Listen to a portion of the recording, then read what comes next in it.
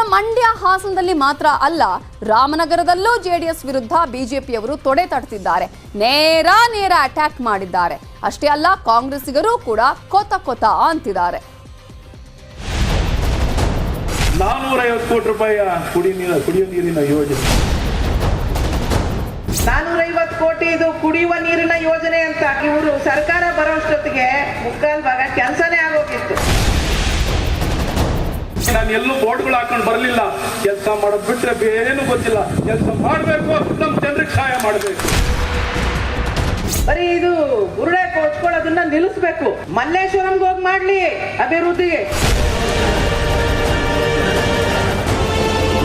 ಮಂಡ್ಯ ಹಾಸನದಂತೆ ರಾಮನಗರ ಕೂಡ ಈ ಬಾರಿಯ ಎಲೆಕ್ಷನ್ನಲ್ಲಿ ಹವಾ ಸೃಷ್ಟಿಸಿರೋ ಕ್ಷೇತ್ರ. ಇಲ್ಲಿವರೆಗೆ ಜೆಡಿಎಸ್ ವರ್ಸಸ್ ಕಾಂಗ್ರೆಸ್ ನಡುವೆ ನಡೆಯುತ್ತಿದ್ದ ಕದನಕ್ಕೆ ಕಳೆದ ವರ್ಷದಿಂದ ಬಿಜೆಪಿ ಕೂಡ ಸೇರ್ಪಡೆಗೊಂಡಿದೆ. ಡಿಕೆ ಬ್ರದರ್ಸ್ ವಿರುದ್ಧ ಗಂಡಸ್ತನದ ಸವಾಲಾಕಿದ್ದ ಸಚಿವ ಅಶ್ವತ್ಥನಾರಾಯಣ ಮೇಲೆ ಇವತ್ತು ಜೆಡಿಎಸ್ ಶಾಸಕೀಯ ಮಿಸೈಲ್ ಸಿಡಿದಿದೆ.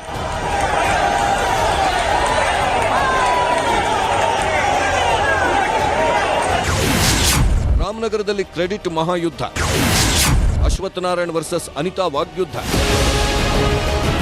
ರಾಮನಗರ ಅಭಿವೃದ್ಧಿ ವಿಚಾರವಾಗಿ ಜೆಡಿಎಸ್ ಹಾಗೂ ಬಿಜೆಪಿ ನಡುವಿನ ತಿಕ್ಕಾಟ ಜೋರಾಗಿತ್ತು. ಹಾರೋಹಳ್ಳಿ ನೂತನ ತಾಲೂಕು ಕೇಂದ್ರದ ಉದ್ಘಾಟನಾ ಸಮಾರಂಭ ಇತ್ತು. ಸಚಿವ ಅಶ್ವತ್ಥನಾರಾಯಣ ಹೇಳಿದ 1800 ಕೋಟಿ ರೂಪಾಯಿ ವೆಚ್ಚದ ಕುಡಿಯುವ ನೀರಿನ ಯೋಜನೆ ಬಗ್ಗೆ ವೇದಿಕೆಯಲ್ಲೇ ಶಾಸಕಿ ಅನಿತಾ ಕುಮಾರಸ್ವಾಮಿ ಕೆರಳಿದ್ರು. ಸಚಿವರ ಭಾಷಣಕ್ಕೆ ವೇದಿಕೆ ಮೇಲೆಯೇ ಅನಿತಾ ಕುಮಾರಸ್ವಾಮಿ ಆಕ್ಷೇಪ ವ್ಯಕ್ತಪಡಿಸಿದ್ರು. 450 ಕೋಟಿ ರೂಪಾಯಿ ಕುಡಿಯುವ ನೀರಿನ ಯೋಜನೆ,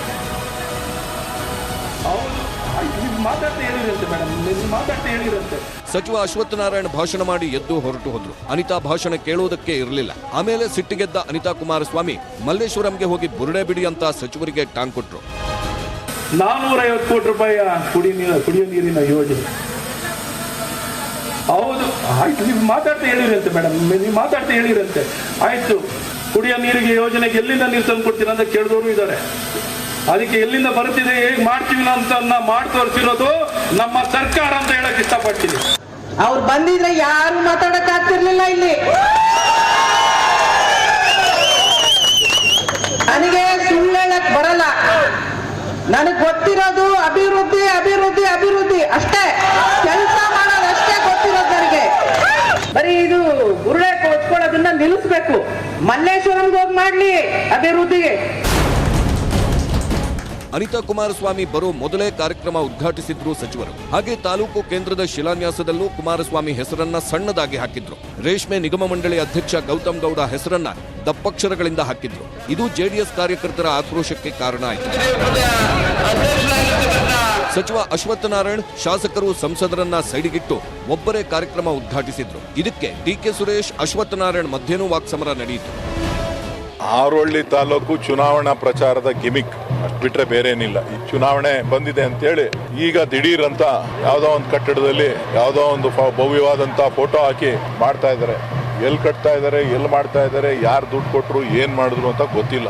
ಇವೆಲ್ಲ ಏನು ಅಂದ್ರೆ ಮಾಡ್ಲಿಕ್ಕಾಗ್ಲಿಲ್ಲ ಅಂದ್ರು ಮಾಡೋದನ್ನ ಎಲ್ಲವನ್ನೂ ಉಡಾಫಿಯಲ್ಲೇ ಮಾತಾಡೋಂಥದ್ದು. ಆ ಉಡಾಫಿಯಾಗಿ ಇದ್ಬಿಡ್ತಾರೆ. ಈ ಉಡಾಫಿ ಮಾತಾಡೋರು ಉಡಾಫಿಯಾಗೇ ಇರ್ತಾರೆ.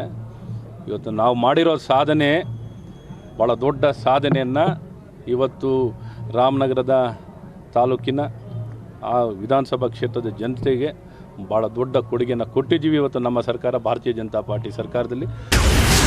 ಅಶ್ವತ್ಥನಾರಾಯಣ ಅವರನ್ನ ಬಂಧಿಸಿ ಸಚಿವರ ವಿರುದ್ಧ ಡಿಕೆ ಶಿವಕುಮಾರ್ ಕಿಡಿಕಿಡಿ. ಇತ್ತ ಮಾಜಿ ಸಿಎಂ ಸಿದ್ದರಾಮಯ್ಯನವರನ್ನ ಹೊಡೆದಾಕಿ ಎಂದಿದ್ದ ಅಶ್ವತ್ಥನಾರಾಯಣ ವಿರುದ್ಧ ಕೆಪಿಸಿಸಿ ಅಧ್ಯಕ್ಷ ಡಿಕೆಶಿ ಕೆಂಡಾಮಂಡಲವಾಗಿದ್ರು. ಸಚಿವರ ವಿರುದ್ಧ ಎಫ್ಐಆರ್ ಹಾಕಿ ಬಂಧಿಸಬೇಕು ಅಂತ ಸರ್ಕಾರಕ್ಕೆ ಒತ್ತಾಯಿಸಿದ್ರು. ಅಧಿಕಾರದ ಮತ್ತಲ್ಲಿರುವಂತ ಒಬ್ಬ ಮಂತ್ರಿ ಟಿಪ್ಪುನ ಕೊಚ್ಚಾಕದ ರೀತಿಲಿ, ಒಡೆದಾಕೋ ರೀತಿಲಿ ನೀವು ಎಲ್ಲ ಸೇರಿ ಕೊಂದಾಕ್ಬೇಕು, ಕೊಚ್ಚಾಕ್ಬೇಕು, ಒಡೆದಾಕ್ಬೇಕು ಅಂತ ಒಬ್ಬ ಮಂತ್ರಿ ಹೇಳ್ತೇನೆ ಅಂತಂದ್ರೆ, ಒಬ್ಬ ಶಿಕ್ಷಣ ಸಚಿವ, ಸರ್ಕಾರ, home minister, chief secretary, chief minister, DG, SP ಏನ್ ಮಾಡ್ತಾವ್ರೆ? ಚುನಾವಣೆ ಹತ್ತಿರವಾಗ್ತಿದೆ, ಜೊತೆಗೆ ನಾಯಕರ ವಾಗ್ಯುದ್ಧವೂ ಜೋರಾಗ್ತಿದೆ. ಜೊತೆಯಲ್ಲಿ ಕ್ರೆಡಿಟ್ ವಾರ್ ಕೂಡ ಹೆಚ್ಚಾಗ್ತಿದ್ದು, ಅಂತಿಮವಾಗಿ ಯಾರು ಉತ್ತಮರು, ಯಾರು ಅಧಮರು ಅನ್ನೋದನ್ನ ನಿರ್ಧರಿಸಬೇಕಿರೋದು ಮತದಾರ. Bureau report, news 18.